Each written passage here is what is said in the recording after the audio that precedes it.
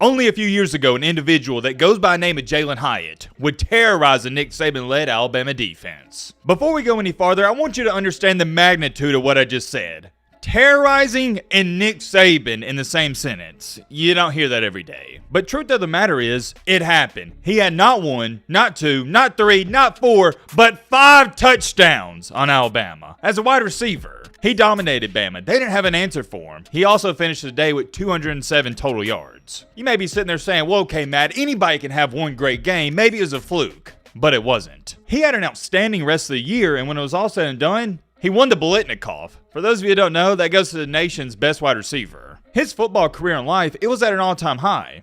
But ever since then, we haven't heard anything about him. Jaylen Hyatt went from dominating Alabama to essentially disappearing.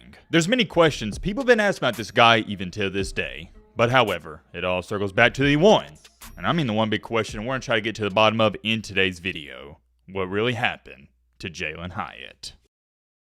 Ladies and gentlemen, boys and girls, hope all of you having a great day. If not, hope this video can make it a little bit better. Not going to hold your time too much. Just reminding y'all, I know I've said in some of the previous videos, but it's that time of the year where we bring back the documentaries and the what happened to videos. I take your guys' requests and recommendations into account mightily, so if you have any of those, leave a comment down below. I think I had to tell y'all something else, but I'm drawing a blank, so yeah, that's pretty much it. Without further ado, let's get into it. You already know, to get into Mr. Jaylen Hyatt's story, we got to throw it all the way back to where things started. Hyatt grew up in the state of South Carolina where he attended Dutch Fork High School where he was an absolute beast. You know what I'm about to say next. I don't like to talk about these high school glory days too much because all these college players, they dominated. But it is worth mentioning he set the school record for career receiving yards. He had 3,624. Not too shabby. You also got to throw in there, he had 57 touchdowns. He won back-to-back state championships in 2018 and 2019, and the one in 2019, he caught the game winner in overtime. When it was all said and done for his high school career, he was regarded as a 4-star recruit and had a 95 overall scout grade on 24/7 Sports. That's pretty solid. I wouldn't label him as a blue chip recruit, but he definitely wasn't underrated. Well, I say he wasn't underrated. Some people might disagree with that, but the point I'm trying to get across is I felt like he was getting enough recognition, and it's not like he only had one to schools offering him. He had a bunch. But, and I have an astronomically big but, one controversial thing in his recruitment process is Clemson and South Carolina refused to offer him because of his size. This is some foreshadowing that we're going to talk about later in this video, so remember what I'm about to say. He had a small frame coming out of high school. He only weighed 150 pounds. Can't emphasize this enough. Please remember what I just said. It comes back into play later. Originally, he committed to Virginia Tech. Looked like he was going to be a Hokie. But then out of nowhere, reopens his recruitment and decides to commit and sign with the Tennessee Volunteers. It was a good pickup for Tennessee, but at the time, nobody thought too much about it. Nobody was talking about, oh yeah, we got Jaylen Hyatt. It wasn't anything to get too rallied up about. Little did Tennessee fans know at the time, he'd have one of the greatest performances in Tennessee football history. In 2020, as a freshman for the Vols, in 10 games played, he had 20 catches for 276 yards and 2 touchdowns. Not bad. In 2021, he actually regressed if you're looking at the stats, had 21 catches for only 226 yards with 2 touchdowns. Actually, I say regress,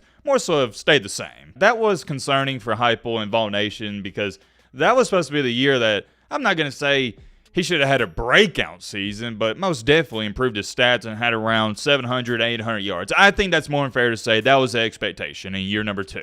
Nobody was wanting him to go out here and have 1,400 yards, but somewhere around 600, 800. That was reasonable. But in that second year for Tennessee, not only were his stats not very good, he was battling injuries and he actually struggled to get playing time. So heading into his third year, which would be 2022, there wasn't as many expectations put on him just due to him not producing in the season prior. Everybody knew that Jaylen Hyatt had potential, but since he hasn't tapped into it quite just yet, there were some doubts lingering around. It didn't take long for Jaylen Hyatt to prove in that third season this was going to be his year. In the second game against Pittsburgh, in which a game Tennessee won in overtime, he had 11 catches for 73 yards. The next game against Akron, I know, not the stiffest of competitions, but still, you got to respect it. He had 5 catches for 166 yards and 2 touchdowns. At this point in time, I want you to understand, we're only 3 games into the year, and I remember watching this unfold right in front of my eyes. Everybody's like, okay, Jaylen Hyatt, he's doing really good, man. I'm proud of him. But even with these, what I label as good performances, they weren't great, but they were good.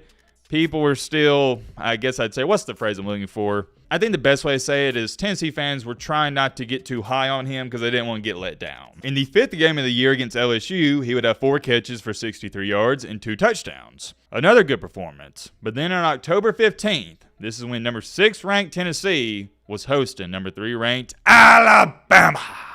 Alabama was 5-0 heading into this game, and so was Tennessee. Also worth mentioning, I believe, without looking it up, Alabama had won 17 straight games against Tennessee. This was a huge ball game and huge matchup to say the least, and this is where Jaylen Hyatt would make a name for himself. More than likely, the reason you know Jaylen Hyatt's name and the reason you clicked onto his video is because of his performance in this game. Josh Heupel in that gimmicky Tennessee offense gave Alabama so many fits in trouble. They couldn't stop him. I'm not trying to take anything away from Hyatt, but you got to give a ton of credit to Heupel, the head coach, for putting Hyatt in a position to succeed. The reason Hyatt went off in this game is because, yes, he played well, but it was the play calling. It was the confusing of the Alabama defense. Finished the game, as you can see right here, with 6 catches for 207 yards and 5 touchdowns, averaging 34.5 yards per catch. Unreal. I know it sounds like I'm nitpicking and I really sound like a hater, but a main reason he had all these touchdowns is because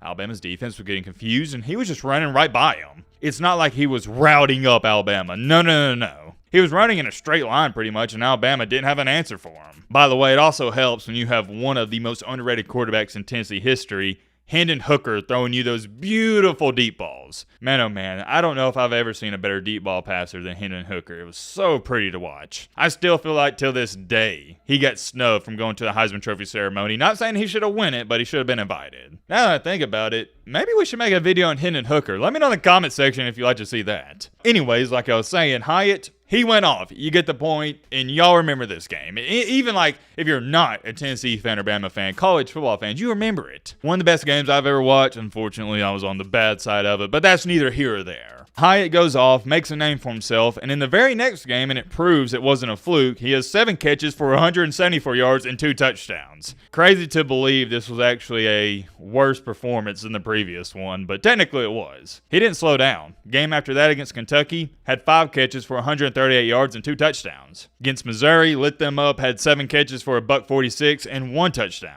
Last but not least, you have Vanderbilt, in which Jaylen Hyatt was yet again the leading receiver with 3 catches for 86 yards. When that 2022 college football season came to an end, he was named the Biletnikoff Award winner. Like I said earlier, that goes to the best wide receiver in the nation, and he was also named a unanimous All-American. The first time Tennessee had a unanimous All-American since 2009, and I believe that was Eric Berry. At this point in time in his career, things were at an all-time high. Ladies and gentlemen, boys and girls, it does not get too much better than destroying a Nick Saban-led Alabama team and also winning the Biletnikoff. To nobody's surprise whatsoever, he decided to enter the 2023 NFL Draft. It was well established and known that Hyatt was not going to be a first-round pick. Nobody was going to waste a first-round pick on him, and where he wound up getting drafted is where most people anticipated it to be. He got selected with the 73rd overall pick in the 3rd round by the New York Giants. Should have said this earlier. Heading into the draft, there was nothing that stood out about his game. Undersized, 6 foot, 175 pounds. That turned a lot of teams off. Had a good 40-yard dash time of 4.4 flat, but outside of his deep ball threat, there's nothing you could cling to. He was a one-trick pony. All in all, the Giants felt good about getting him in the 3rd round, and I don't blame them. In his rookie season in 2023, it was okay at best. Had 40 targets, caught 23 of those for 373 yards, but 0 touchdowns. Heading into his 2nd year for the Giants, which would be 2024, Hyatt, the coaching staff, and the fans, they were hopeful. Everybody was like, all right, first year wasn't spectacular, but let's see what he can do in year 2. Unfortunately, this is where our story takes a drastic, and I mean a drastic turn. To start the 2024 season, Jaylen Hyatt, number 1, was barely playing, and number 2, when he was playing, it wasn't good. For example, there were videos like this being posted, and this is the thumbnail. 5 games, 0 catches. The title of the video, Film Breakdown. Jaylen Hyatt is the most disappointing player on the Giants. It even got so bad that there were rumors flying around that Jaylen Hyatt requested a trade, although they would come out and say those were false. Here's what Hyatt had to say about his bad start to the 2024 season. It's definitely disappointing. I'm not going to sit here and act like I'm perfectly fine with it. I'm not, but it's like, what can I do now? It's either I can sit here and pout and be mad at the world and not get better, or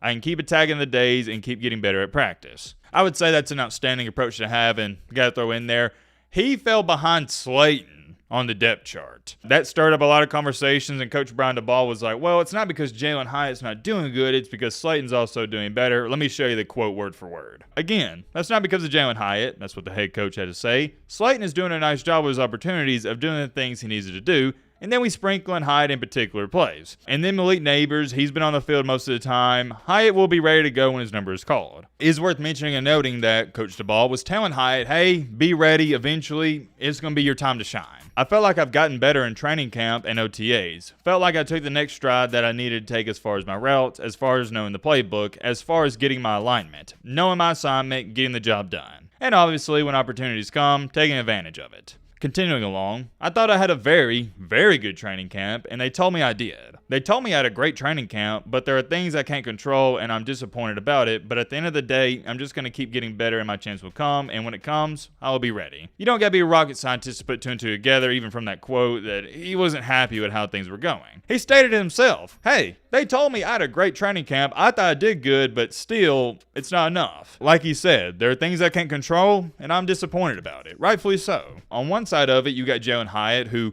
thinks he's getting better, feels like he should be playing. On the other side of it, you got the Giants, and they're like, yeah, we don't think he's ready, and we don't think he's our best option, so we're not going to put him out there. The last quote I'm going to show you is from Hyatt. He states, my time will come, trust me, it will. And if it's not now, it will be soon. So I'm not really worried about it right now because I know I'm going to take over sooner or later. I hate to be the bearer of bad news, but Jaylen Hyatt, in matter of fact, did not take over. In that 2024 season, which was last year, struggling to get playing time and reps, he only had 8 catches for 62 yards. Here's a million-dollar question that everybody's asking, and you're asking watching this video.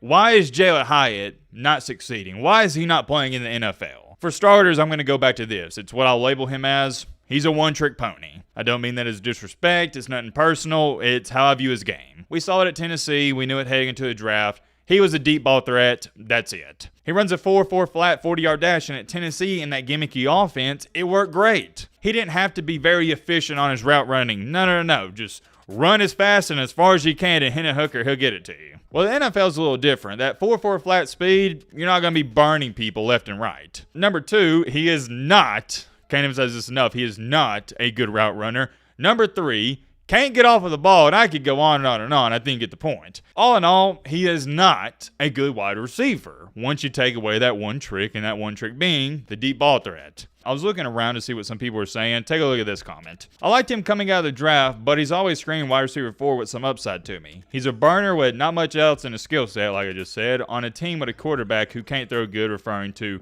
Daniels at the time, was a weird draft pick from the start. Concern with him was always the Tennessee offense being gimmicky and not showcasing real routes or wide receiver skills that were transferable besides fast. This is the first time I've even seen this comment, and it sounds like exactly what I've been preaching to you guys the past couple of minutes. I could show you more comments, but everyone's saying the same thing. It's not a complicated situation. It's one of the easiest ones to evaluate. I'll put it to you like this. There's not going to be a wide receiver in history that's going to benefit more from an offense than Jaylen Hyatt benefited from the Josh Heupel offense at Tennessee in 2022. I know it seems like we're talking down on him, but let me also throw this in there.